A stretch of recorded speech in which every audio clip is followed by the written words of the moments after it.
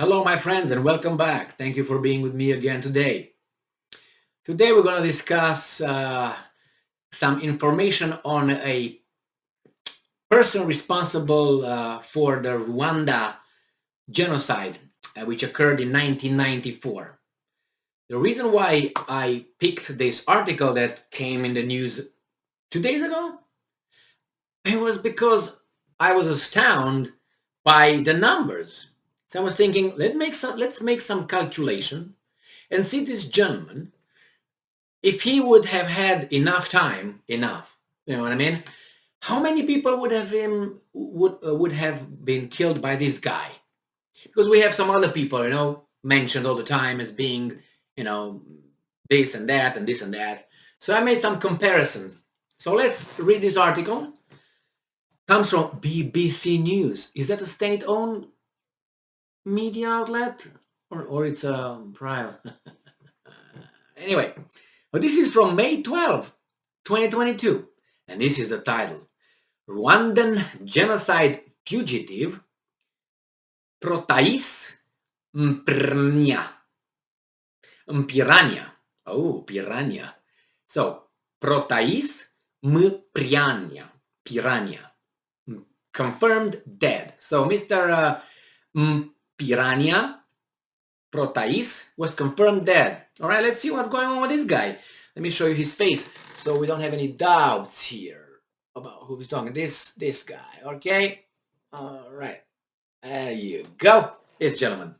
So we have here the death has been confirmed of the last major Rwandan fugitive indicted by a war crime court for his role in the 1997-1994 genocide.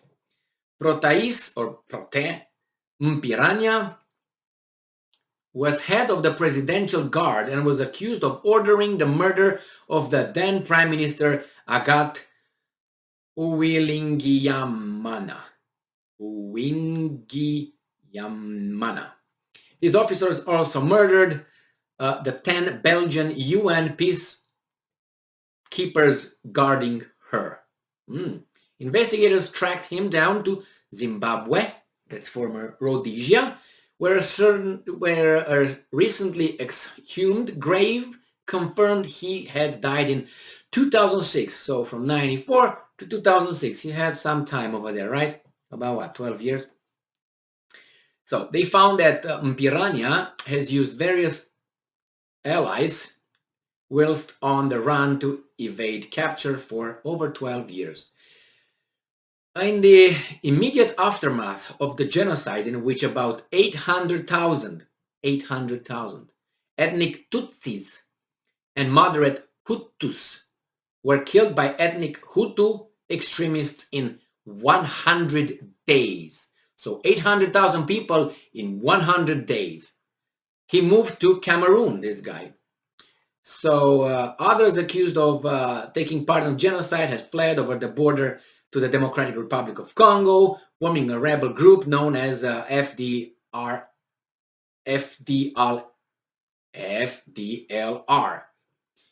All right, so he succeeded to avoid things. It was his Zimbabwean allies who organized refuge. So it was his Zimbabwean allies who organized refuge for him in Zimbabwe's capital, Harare, after his indictment was made public in 2002. So he was nice and quiet in Zimbabwe, Harare. After indictment was made public in 2002 by the International Tribunal set up to bring to justice those responsible for the genocide. He was charged with 8 counts, including genocide, murder, and rape, for having instructed, supervised, encouraged, and assisted the crimes carried out by the presidential guard.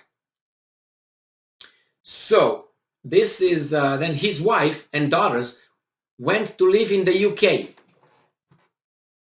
His wife and daughters went to live in the UK, but visited him in Harare. So they had big heart for this gentleman.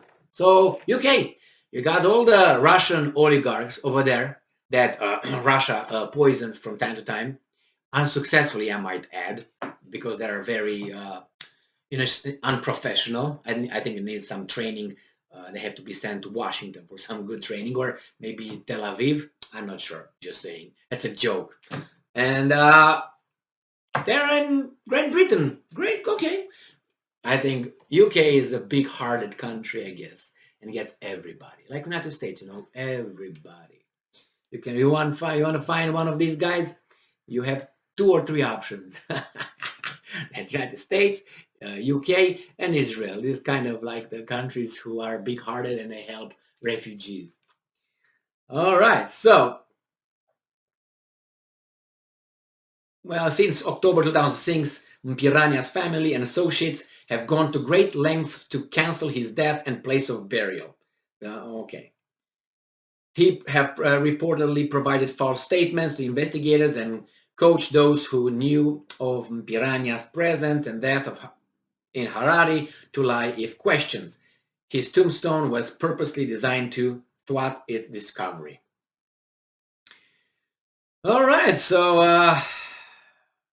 it says here on 6 April 1994, a plane carrying then President Juvenal Habyarimana, a Hutu, was shot down, killing all on board. Hutu extremists blamed the Tutsis rebel group, the Rwanda Patriotic Front, which denied the accusation. So, in a well-organized campaign of slaughter, militias were given hit lists of Tutsi victims. Many were killed with machetes in acts of appalling brutality. So they didn't even use the guns or, like a war, like a Second World War, because we want to get to that one. We're going to compare with that one. Machetes in acts of appalling brutality. Little was done internationally to stop the killings. Where was NATO then? They were busy with making stuff for Yugoslavia for 1999. Oh, NATO is the defensive alliance. My bad. So, right. So we find that this, let's say that this gentleman, this person, he was one of the people responsible for this genocide. And I made some little calculations on a piece of little sticky notes. And I was thinking like this, okay, these guys, they use machetes mostly, whatever. And they killed in 100 days, they killed about 800, they say 800,000, it's like, more or less, 800,000 people. So I said, okay, let's compare this with the genocide of the Second World War, committed against, in this case, let's say, the Jewish population, right? That's the figure of 6 million Jews slaughtered in Second World War Holocaust by the Germans. So in, let's say, in 5 years and a half, that's mostly from, let's say, September 1st when they invaded Poland until 9th of May 1945. So from 39 to 1945, I said, okay, let's say it's 5 years and a half. Okay, let's say 5 years and a half. So then I said 5 years and a half. Then obviously I calculated these 2,700 days, right? Something like that. And then I divided that by 100 days. So I found out it is 20 times. So I multiplied 20 times the 100 days with 800,000 people that were murdered, the genocide in Rwanda, and I got to 16 million people. So if these guys in Rwanda would have had the same amount of years as the Germans had in the Second World War, they would have killed more than double the size, double the size of the Jewish genocide 6 million figure. And what am I talking about? It's more than a half, obviously. I was thinking 8 million, but anyway, maybe they're 8 million, but let's say 6 million. That's 12 millions. So more than double the Holocaust against the Jewish population in the Second World War. These guys would have accomplished with the machete, not with trains, with guns, with bombs, with burning things, with, with concentration camps. No, with that. So these guys were actually, if I may, would be more efficient than the Nazis with machetes. So keep this guy's name in your memory. When someone points to you or points out that, we have Stalin, we have Hitler, certainly we have those guys, but we have these guys too. We were more efficient. They were good at it, professional, I would say. And then you compare this with Putin. He's a war criminal. He's committing genocide according to this mass media in Ukraine. And you're going to find out that as of now, it's about what?